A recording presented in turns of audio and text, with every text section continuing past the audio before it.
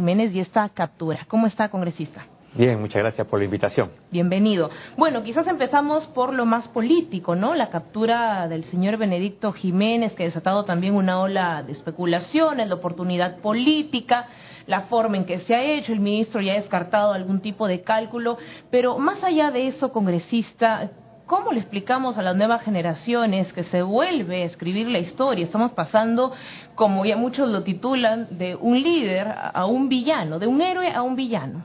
Sí, es una pena, ¿no? Es una pena por lo que significaba Benedicto Jiménez en la captura de Abimael Guzmán y que equivocó el camino, pues.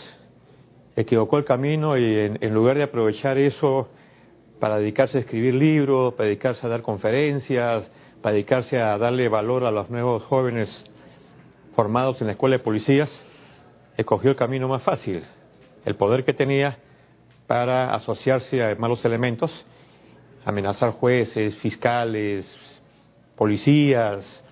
No te olvides que él también denunció y le hizo una guerra muy dura a Benedicto, a Kim Vidal, ¿no es cierto?, que llevó a procesos judiciales. Pues eso hay que lamentarlo, pero hay que decir de que el peso de la justicia debe ser igual para todos. A mí me preocupa que estemos repitiendo la década del 70-80 en Sicilia, en aquella época en que la mafia mataba a jueces y fiscales en alianza, y estaban en alianza con congresistas de la República, con el poder político, con el poder judicial. Y fíjate. Con la representación más alta de un Estado. Exactamente. Y es lo mismo que pasa. Yo creo que la mafia, la Cosa Nostra, ya existe en el Perú. Creo que hay una mafia poderosísima que está metida en todos los lugares, incluyendo el Congreso, el Ministerio Público, lo reitero, en todos los lugares, ¿no? Y entonces las cosas malas se están ganando a las cosas buenas. Entonces, ¿en quién confiamos? Si se puede comprar tan fácilmente a jueces, fiscales, que imponen justicia, ¿qué Bueno, hacemos? pero es que hay jueces honestos, hay fiscales honestos, hay congresistas honestos, hay políticos honestos, pero que nos estamos dejando llevar por la maldad. O sea, nos estamos dejando ganar por la maldad, porque no tenemos el atrevimiento de ser firmes, ¿no? Y actuar limpiando rápidamente, sacando la cosa mala, ¿no?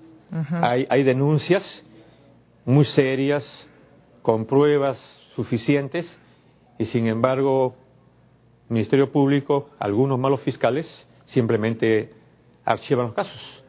Algunos jueces, malos jueces, simplemente dejan en libertad a los corruptos.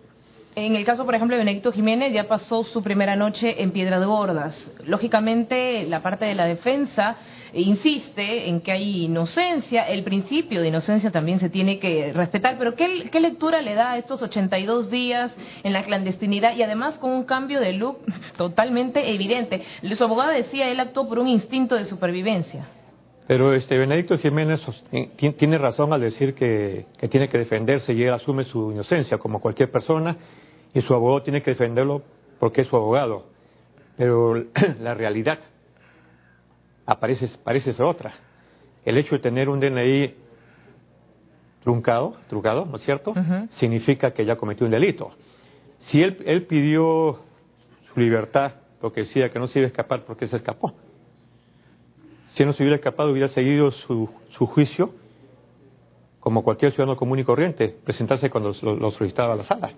Él se escapó porque sabía perfectamente que había cometido un delito. ¿Por qué no aparecen los otros dos responsables, como el señor Orellana, por ejemplo? Claro, porque ahora dicen, no, y lógicamente es después de que se desbarató esta red, cayó el brazo derecho, pero ¿dónde está la cabeza? ¿Hay confianza de que se logrará la captura del señor Orellana en los próximos días, semanas? Yo creo que sí, porque cuando se conversó con el ministro Urresti en 2 oportunidades justamente para ver este caso, él dijo algo que tenía cierta lógica. Benedicto Jiménez ha sido de inteligencia, sabe cómo actúa la policía y por lo tanto sabía cómo actuar, ¿no? Ha sido jefe del INPE también por algún momento, ahora está recluido en un penal. Así es. Y yo sí creo, yo tengo fe de que sea así por el bien del gobierno, por el bien del país, porque si no sucede lo que todos confiamos, de que la policía sea eficiente y que la justicia sea eficiente y sancione, después no nos quejemos, ¿no es cierto?, de la presencia, del incremento de la violencia, de gente que uno piensa que jamás se metería a la violencia, pero sabiendo de que no le va a pasar nada, se meten en actos de corrupción, en actos de criminalidad, y pues... Pero, congresista, en esa misma justicia también hay unos vacíos tremendos, ¿no? Porque, lógico, ahora hemos vivido todo esto, pero el señor Benedicto Jiménez había sido capturado. Luego se le da comparecencia, luego se decide revocar esta medida para que asuma la investigación en prisión preventiva. Entonces, es un casi sí, pero no. Primero te capturo, te dejo libre, luego imagínese todo lo que ha demandado capturarlo nuevamente, recapturarlo. Te voy a decir algo que le va a parecer muy mal seguramente a muchos y le va a molestar al Poder Judicial. Yo creo que tiene que haber una renovación en el Poder Judicial y el Ministerio Público. Creo que tiene que hacerse un autoexamen ellos y sacar a los malos elementos. O sea, del sistema o de los miembros, renovación. Hay que limpiar.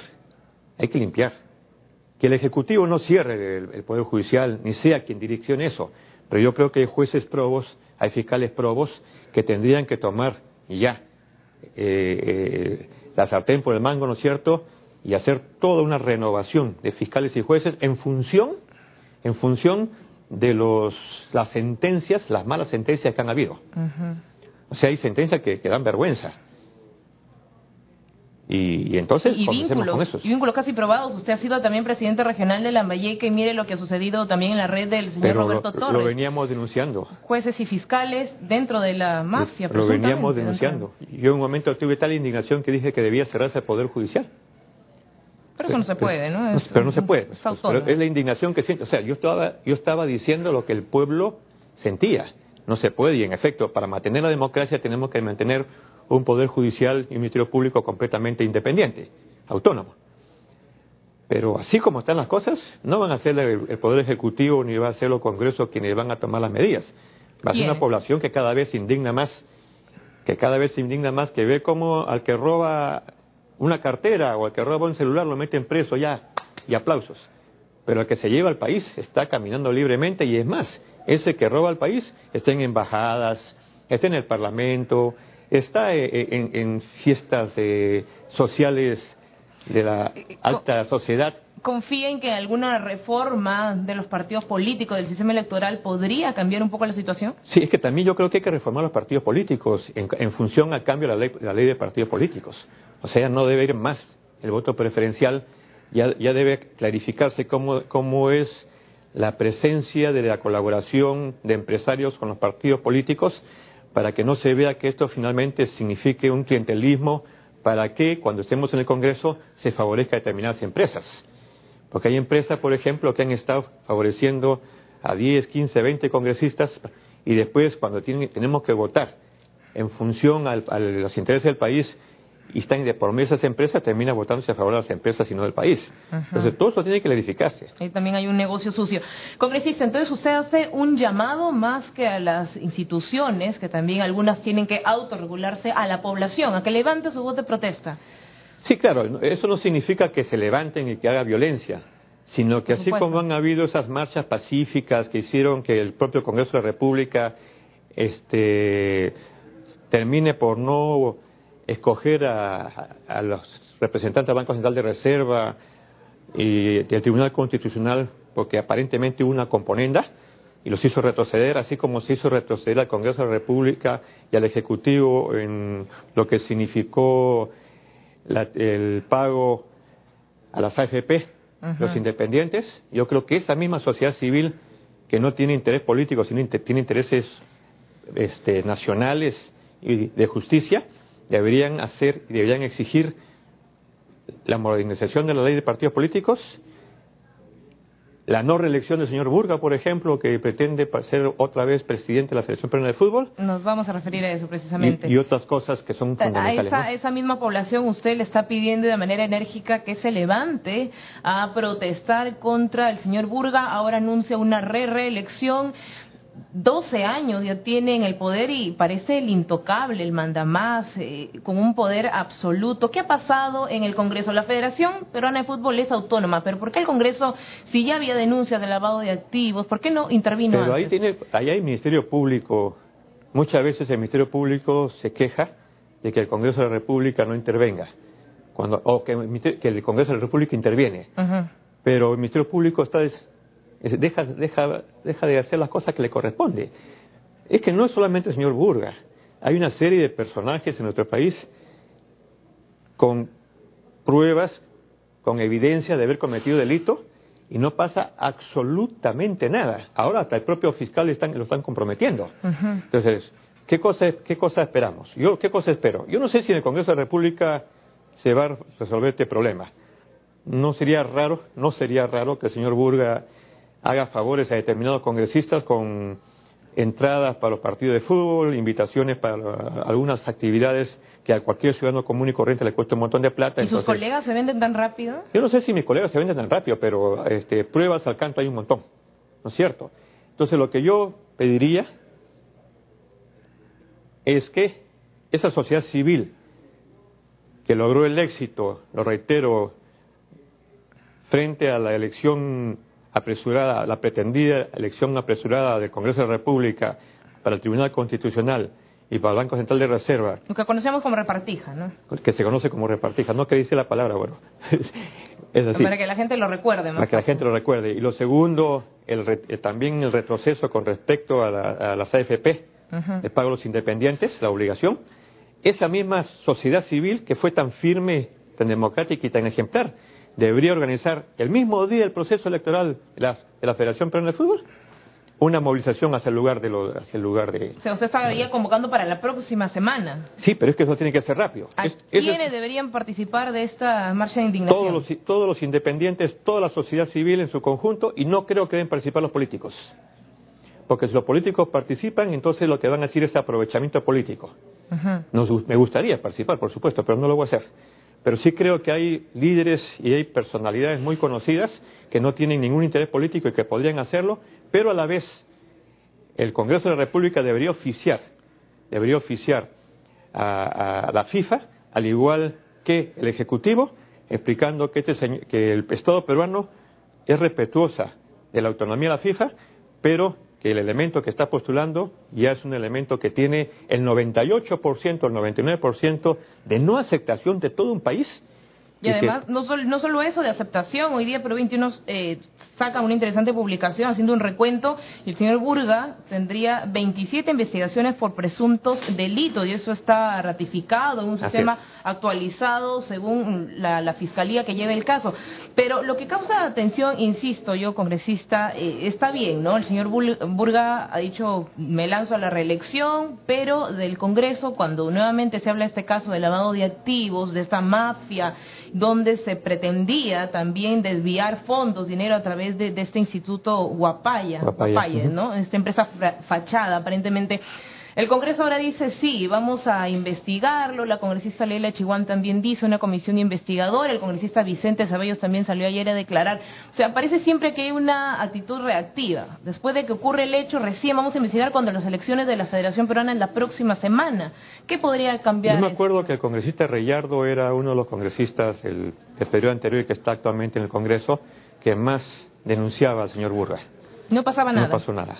No, el Congreso está en su obligación, está en su derecho a hacer la investigación, pero yo no creo que eso dé el resultado que quisiéramos. Que se investigue, que investiguen, que veamos qué cosa pueden encontrar, pero quien tiene que hacer la investigación de inmediato es el Ministerio Público. Yo les digo lo siguiente, el día de mañana estaré presentando una denuncia al Ministerio Público contra el señor Burga y todos los que resulten responsables justamente de esta denuncia con respecto a la escuela de profesores de física, de entrenadores de Guapaya. ¿Denuncia en qué sentido? Por lavado de activos.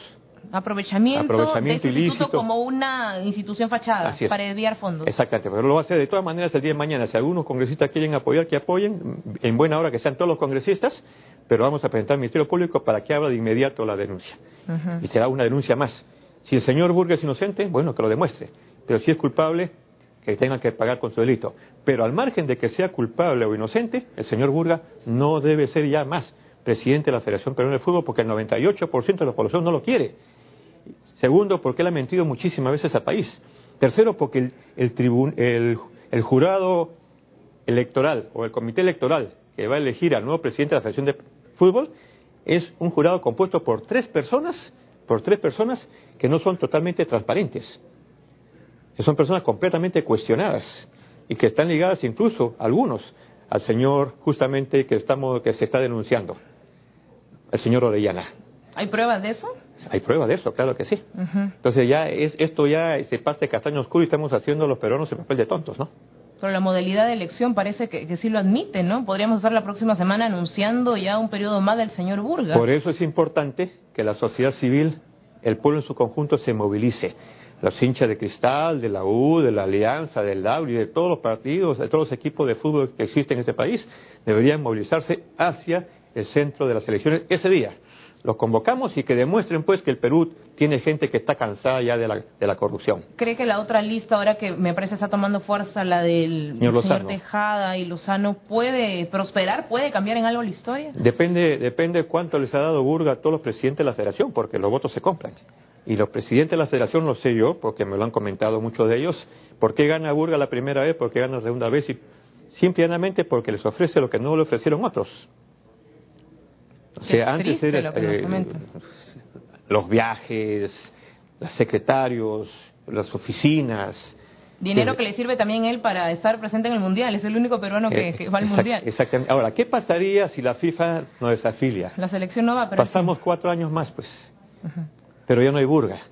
Y después nos volveremos a afiliar. Es el gran sacrificio que tenemos que tener. Cuando uno detecta en un cuerpo el cáncer, si no se cura a tiempo, muere. Es mejor matar el cáncer antes que el cáncer nos mate a nosotros. Hoy día el cáncer en el Perú se llama Burga en cuanto al fútbol se refiere. Y es un cáncer que nos va a matar. Burga nos va a matar. Es el dirigente más cuestionado del país, creo ser. Bueno, yo no te digo que sea el más corrupto del país, porque hay más corruptos que Burgas. Cuestionado. Pero sí, como tú lo dices, el más cuestionado, evidentemente es el más cuestionado. No hay ninguna duda. Yo lo conozco, señor Burgas. Personalmente es una persona amigable, simpática, pero como alguien me enseñó, ¿no? Uno le da más importancia a la verdad que a la amistad. Y lamentablemente Burga ha fracasado como dirigente y está fracasando aparentemente como dirigente con alguna actividad no muy clara, alguna actividad delictiva. A pesar que él se defiende, tendrá que demostrarlo porque hay muchas denuncias y con ese comité electoral que ha presentado, amigos de Burga y nada transparentes, entonces quiere decir que ya todo está amarrado. ¿Para qué el señor Lozano se va a prestar a este juego? ¿No cree que debe postular en la otra lista? Yo creo que no debe haber elección. Yo creo que debe suspenderse estas elecciones. Si Lozano es inteligente, no se presenta. Salvo que hayan hecho algún juego y Burga pierde y Lozano ingrese, por lo cual sería muy bueno, ¿no? Pero yo no creo eso. Yo creo que Burga ha elegido su comité electoral justamente para que le den el triunfo a él. Pero lo más sano que le puede pasar al país es eso. Todo el Perú protesta frente a estas elecciones. Usted hace la convocatoria, pero como dice, ningún político espera que participe. ¿Usted tampoco? No porque se vería oportunista. ¿Sabe por qué? Porque si yo sé que el 98% de la población está en contra de Burga y yo me sumo a ellos, van a decir, quiere ganarse el voto de la población, quiere aparecer como el político que está contra Burga. No soy yo, es el Perú que está contra Burga. Entonces, que ningún partido político, para que Burga no diga, la política se ha metido en elección. No es la política, no son los políticos, es la justicia y es el pueblo. Porque una de las justificaciones que puede ser Burga es los congresistas tal, se metieron para que no sea electo. Bueno, ojalá prospere algún tipo de investigación. Ya había una antes y se desactivó también por la policía, ¿no? La policía desactivó esa investigación. Bueno, hablaremos con Urresti para que le dé garantías pues a la población para que pueda hacer su marcha tranquilamente y de manera pacífica. Urresti supongo que entenderá que no es un partido político ni 2 ni 5, que es el Perú en su conjunto que quiere protestar. La gente no va a ir a tirar piedras, no va a hacer violencia, la gente va a pararse frente al lugar para protestar contra la elección de Burga. Bueno, ojalá entonces... Ojalá que me escuchen. Vamos a ver qué es lo que sucede, congresista. En todo caso, usted estaría, digamos, haciendo este llamado para la próxima semana, ¿no? Que es la fecha de la elección. Doy la idea, veamos cómo reacciona la gente que está harta de que el Perú lo eliminen, la gente que está harta de que estos campeonatos sean de lo más irregulares posibles, la gente que está harta de la violencia en el fútbol, la gente que está harta de que mientras nosotros vemos el Mundial por televisión, el señor Burga aparece en el Mundial solito, recibe relojes de valores que ninguno podía comprar y además con su sonrisa que ya parece sorna contra nosotros, ¿no? Bien, congresista. Muchas gracias por su participación esta mañana en 7.3.